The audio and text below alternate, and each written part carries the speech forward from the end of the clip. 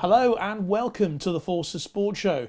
Today we've got a boxing special as we look back on some memorable boxing nights over the last few years in the military ring. Coming up, the Parachute Regiment show they're the dominant force in Army boxing over the past few years. The 1st Fusiliers and 13 Air Assault Support Regiment RLC get in on the act. And 2018, the year the Navy ended 33 years of hurt in the Inter-Services Championship. And joining me from his home in these times of social distancing is Nathan Pearce, the Operations Officer for the Army and the UK Armed Forces Boxing Association, a man who knows more than just a little bit about military boxing. The first thing to say is, Nathan, is welcome along, great to have you with us. And these last few years have produced some cracking nights, haven't they?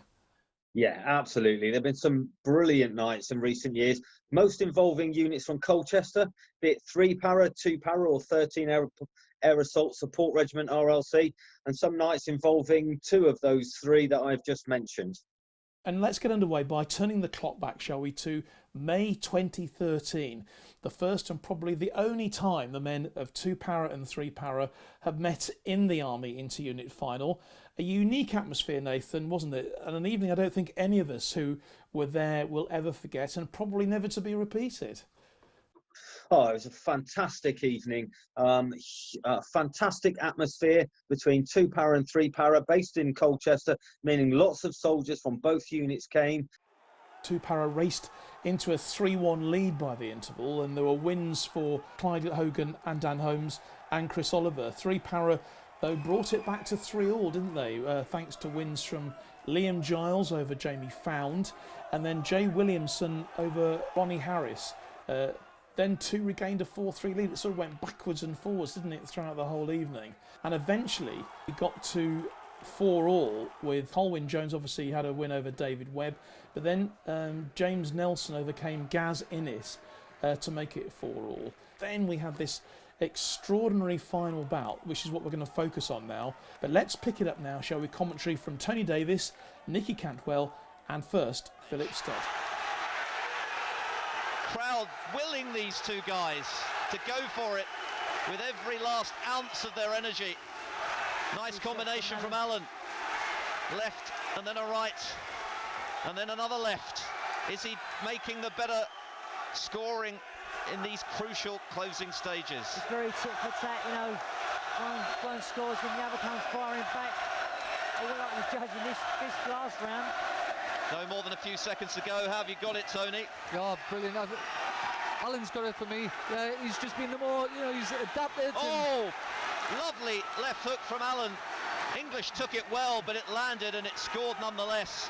Again, he wants this title, not for himself, but also for the remainder of his unit. Inches away from us. Oh, and Alan slipped. He's down. Well, he's taking account. That could have decided it. Scoring-wise, that could have decided the contest.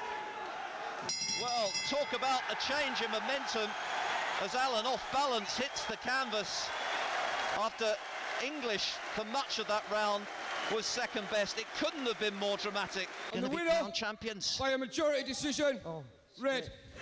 Well, there you go. Despite the knockdown, it's Joe Allen's fight, and it means that 3 para remain unbeaten in more than a decade now. What a way to finish the evening. Well, that finale was one of the great finishes, wasn't it, to any tournament, Nathan? I don't think you could actually wish for better. I mean, Alan floored there virtually with the last punch, or did he slip? Question mark. And he takes account, but he does just enough to win. Oh, it's a fantastic culmination to what was a brilliant night of boxing. Every single bout on that night would have won best bout, on so many other shows that we've done over the years. But Alan, he was going into that bout. He needed the win. He got caught with the right hand in the closing stages in that last exchange. But when it comes to a standing count, it really is just scored as one shot and doesn't make a huge impact on the scores. Alan set the pace all the way through that bout and deserved the win, and it was announced as a majority win, something that we now call a split decision, but the result would keep 3 para's record intact. The recent history of Army unit boxing has certainly belonged to 3 para, hasn't it? They were the Army champions again in 2013, as we say, and then 2 years later, probably, well, you could argue their greatest year in the ring, because it started with a challenge that had been, I think, 2 years in the making, to go to the USA and take on their US Army airborne colleagues in their own backyard.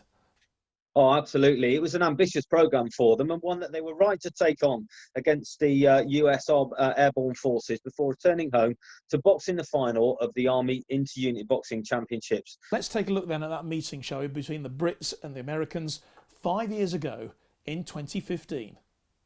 This tournament's been 2 years in the making, held to mark the end of the JOACs, which saw a huge number of men parachuting together, and 3,500 of them gathered in the Ritz Epps gym to mark it in style. Because the Americans couldn't raise enough boxers of sufficient standard, only the final 5 counted towards the title. That didn't stop Tyler Johnson and Antonio Lavette in bout 1, and Matthew Sheldon and Cameron Dungey in the second contest, which was won by the American, going right to the wire, Sheldon winning most gallant boxer. The Paris skipper Tom Barry was far too strong for Canal James, his strength really telling at the end of round 3. The 82nd skipper Sandy Rivas was always likely to pose problems for Ben Swarbrick, and after a brutal first round, it settled down with the American just collecting enough points to sway the judges in a brilliant bout. With the home side 1 up and the first of 3 claiming the spoils, Elias Dexter was on a mission for 3 para and had Devon Dudley in all sorts of trouble. Saved by the bell, the US boxer fought back bravely, but the Leicestershire lad was the clear winner. Bout 7 was a novice encounter, but no one fought more bravely all night than Charlie Tomset and Joseph Galaves. It was so tight going into the last round, but Tomset was given the nod. It must have been really marginal. Lewis Curley had his work cut out against Imo Ayeti from the 1st Cavalier Division. Curley had a big height advantage and used it well in round 1. Ayeti shaded the second round, and it was close in the third, but good enough for the Paras to take the bout and with it seal the trophy. It also meant Liam Giles knew his bout wasn't crucial for victory. It didn't stop him from putting Antonio Lester on the ropes early in round 1. But Lester, to his credit, battled it out in rounds 2 and 3 to lose on points. 3 para taking the spoils 4-1. I think that anywhere where you can go, you go away and box away and you get a win against an away audience, 3,500 people. What an atmosphere that must have been.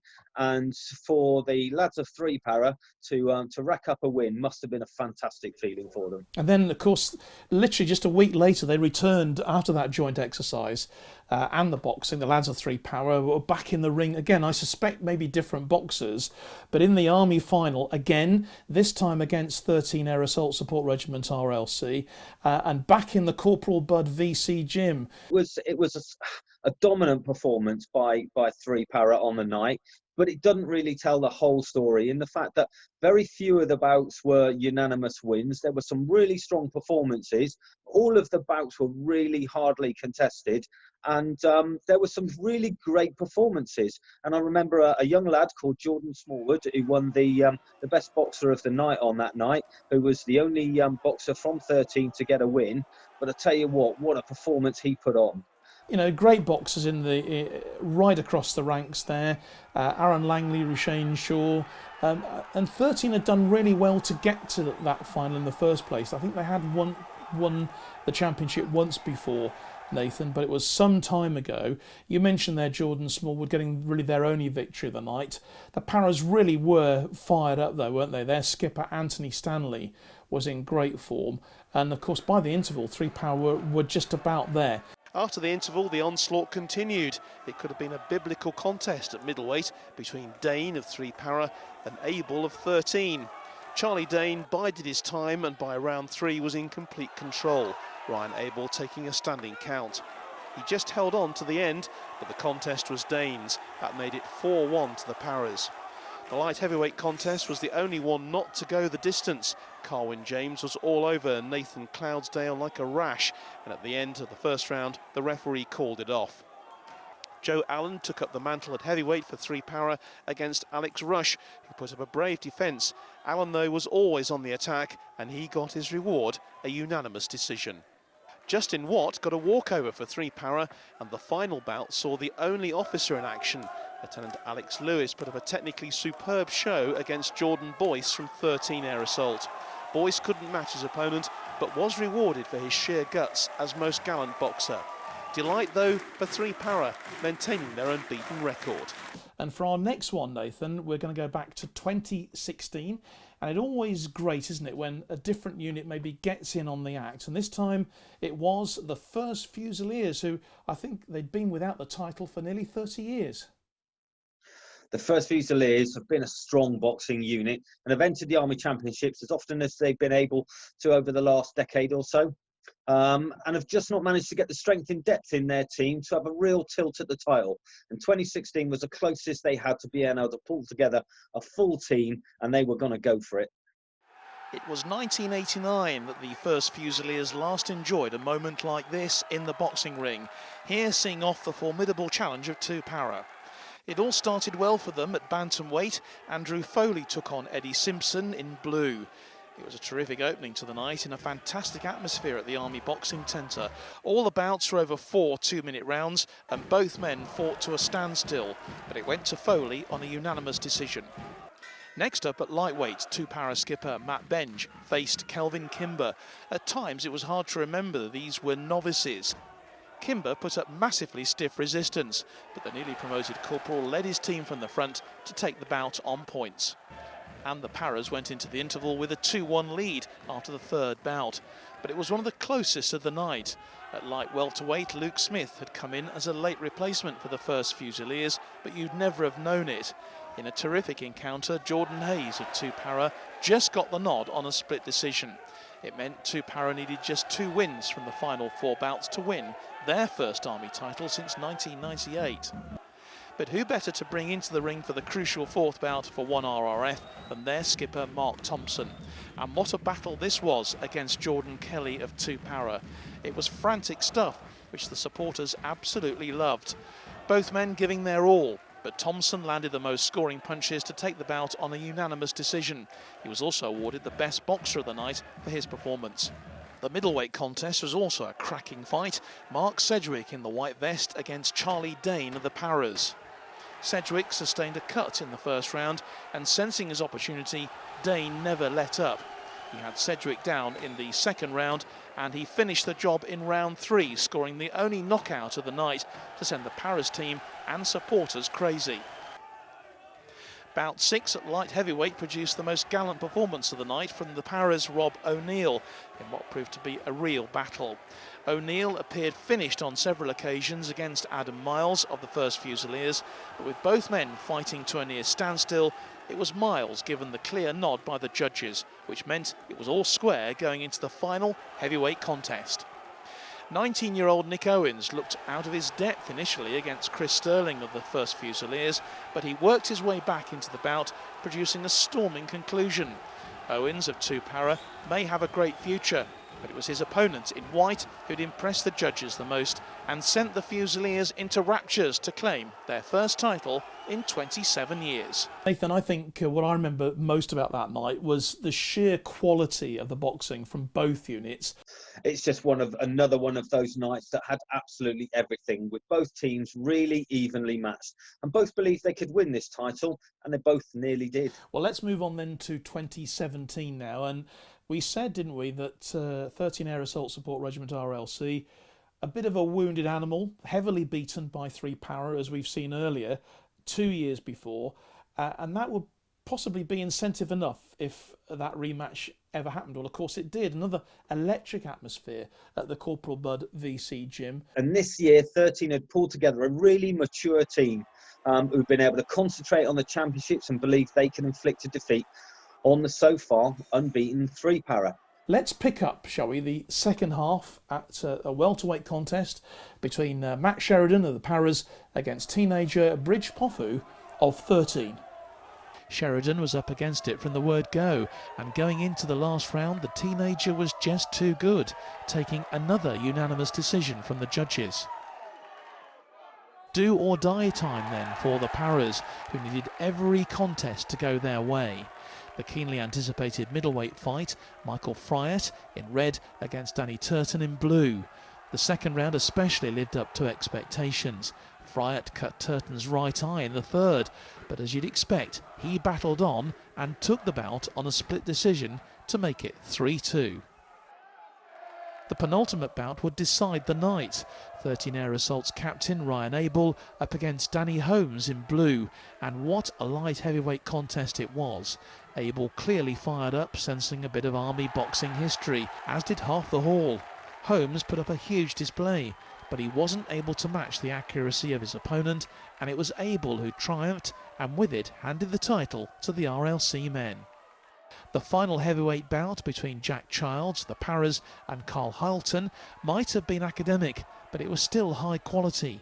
Childs coming out with 3 Paras' only unanimous points win of the night. Oh, that was brilliant. 13 have made sure that they've won the bouts they needed to win, where they were the strongest against less experienced opponents. Well, we've focused on the Army so far in this programme, but the Inter-Services Championship of 2018 is where I want to focus on finally today. I think it's fair to say the Army's domination in the ring has been absolute. 33 successive titles, the Navy knocking on the door so many times, only to have it slammed literally in their face. But what was different about 2018? I think your comment sums it up, John. The Navy have always come to this competition with excellent boxers, and those that were not technically great would always put up a huge scrap, and the Army would have on a number of occasions have only managed to just get the job done. This has been largely due to it having been pretty much a two-way fight between the Army and the Royal Navy over the last couple of decades. However, over the last couple of seasons, the RAF has started to have an impact by producing some really good boxers in Ricky Lyon and Kieran Bailey. And they've been able to influence the outcome of this competition. So in 2018, the Inter-Services was the most open competition we've had for years. By split decision, blue. The moment 34 years of hurt came to an end. Royal Marine Callum Radley beats Mason Holmes on a judges' split decision in their cruiserweight contest. Like all the bouts in this, the best inter-services boxing competition in years, it was a hard-fought victory, with Radley having to be attended to twice by the doctors after the two men clashed. Blooded but focused, both men fought a brutal fight, but the judges said Radley had done just enough. The competition hinged on 3 crucial bouts. At light welterweight, the Army's Ryan Fillingham appeared on top for large portions of his match with Robbie Matthews. But the Navy diver, in the opinion of the judges, over the 3 rounds made his punches count more, and he got the majority of a split vote. The Navy's Luke Fisher and the RAF's Tom Simpson also produced another brilliant contest at welterweight. Simpson had seen his RAF teammates Ricky Lyon and Kieran Bailey see off strong Navy opponents in earlier bouts, and Simpson gave Fisher in his 4th inter-services the toughest of examinations. And again the judges were split in their opinions, just giving the match to Fisher. At middleweight, the Army's Josh Plummer was desperate to make it 3rd time lucky against Jack Stringer of 4-5 Commando Royal Marines.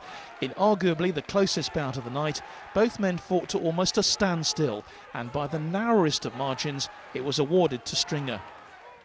The Navy could smell success, but the Army's John Marvin was in no mood to let the title slip on his watch. The Radley versus Holmes contest might have settled things, but when 3-time English super heavyweight title winner Shez Nihel took to the ring against Joel Kirby, he was in no mood to let up. A fitting finale to the night, which Nihel won unanimously, but was magnanimous in recognising the Navy's overall win. That night was a tough night for all involved with Army boxing, but it was great for the competition as a whole. It was hugely encouraging for the RAF, who won 2 titles for the first time. Something they hadn't done for decades, and a great night for Navy boxing, who showed it could be done. There were some excellent contests which you've highlighted. The best for me being the bout between Ryan Fillingham and Robbie Matthews. What a high quality competition that was.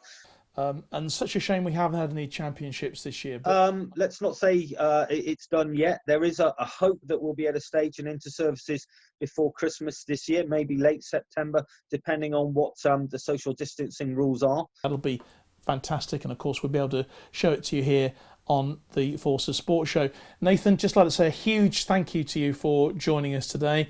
It's been great looking back at some of those old hits, hasn't it? And let's hope that we can put together a few more nights in the future to give the guys at development and elite level a stage which is befitting of the sacrifices and the input that they have as far as boxing is concerned. Well, I hope you've enjoyed our look back. That's it from this edition of the Forces Sports Show. We'll see you again very soon.